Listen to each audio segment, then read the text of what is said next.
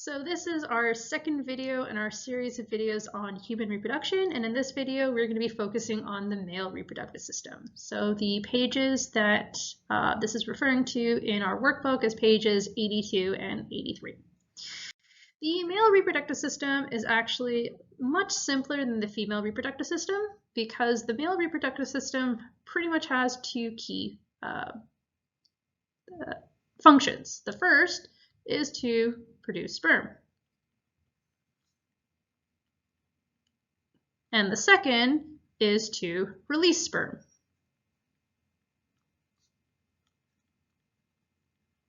So the complexity of the male reproductive system is not as complex as the female reproductive system, which we'll look at in our next video.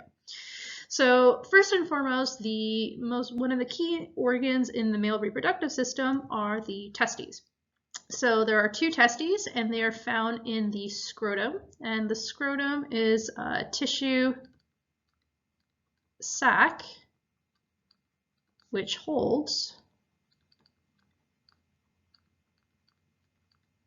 the testes. And the reason why the testes are actually outside in the male body is because sperm production requires a lower temperature than the normal body temperature. So sperm production requires a temperature of 35 degrees Celsius, whereas body temperature is actually 37 degrees Celsius. So that's why the testes are outside of the male body. And the testes is the organ that produces sperm cells.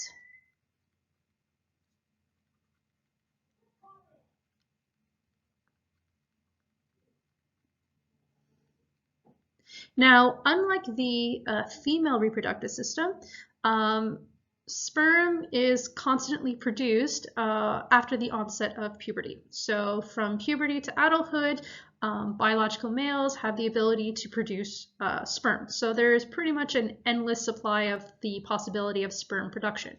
Whereas in the female reproductive system, there's a finite number of ovum. So that being saying, when biological females are born, the total number of ovum that they have are already pre-produced. So the final production hasn't happened. The final maturation of the ovum happens on the onset of puberty, but there is a finite number of ovum, which is unlike in the male reproductive system where sperm can be continually produced throughout their lifetime.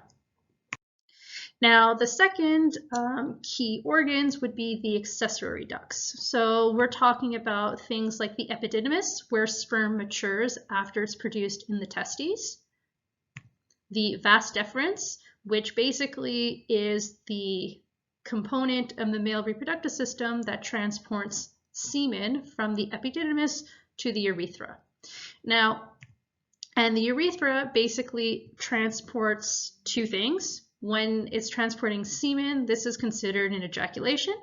And when it transports urine, this is considered urination. So the urethra has a dual purpose in the reproductive system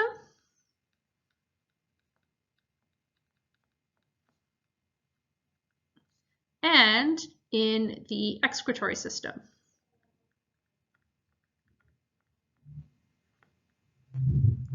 So when it's transporting urine, so that would be part of the excretory system, and when it's transporting semen, it's part of the reproductive system. So it's the same tube, so to speak, that releases both semen and urine, obviously at different times. Now, semen is not sperm. Semen is sperm plus all of the liquids that keep sperm alive long enough to fertilize the ovum.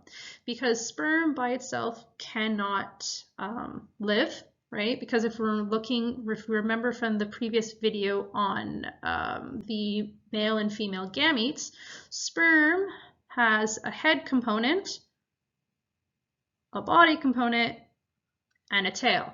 So it doesn't have structures like mitochondria to be able to produce its own food source. It doesn't have any of those things.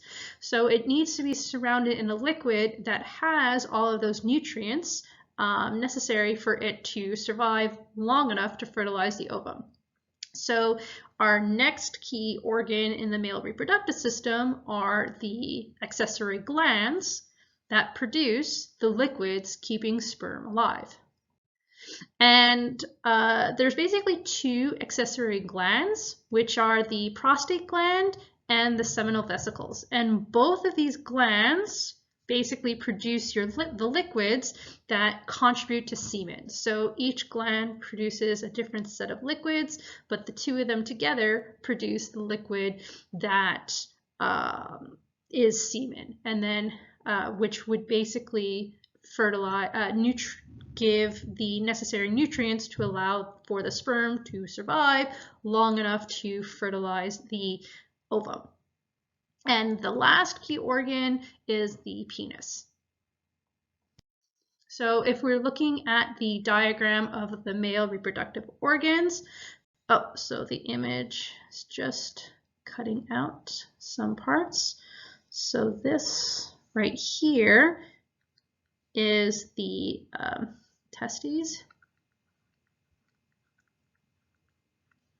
This right here we can see is the epididymis, and we have all of our different organs. So if we're looking at the male reproductive organs, our testes right here, that's where we have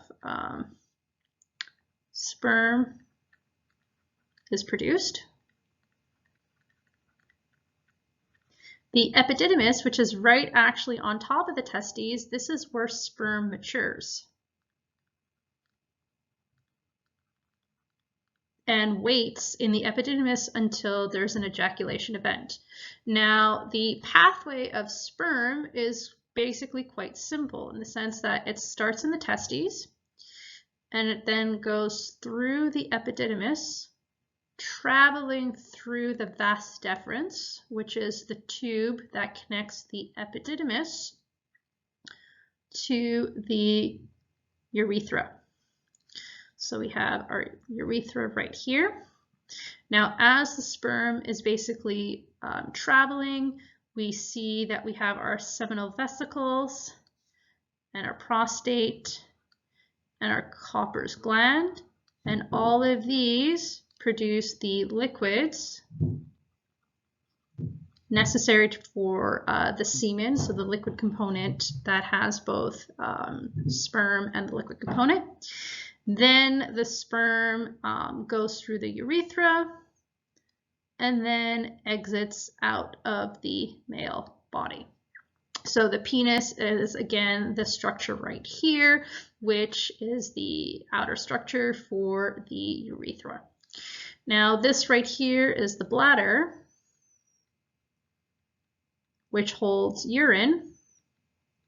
So urine also travels out of the male reproductive system through the urethra and the penis. So if we're looking at the pathway of sperm during an ejaculation, it starts in the testes, then it goes to the epididymis, which is step 2, travels through the vas deferens, which is step 3,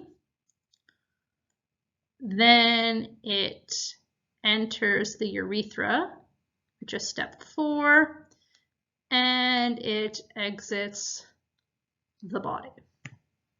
So testicle, epididymis, vas deferens, urethra, and penis. So this is basically the male reproductive system, and in our next video, we're going to be looking at the female reproductive system.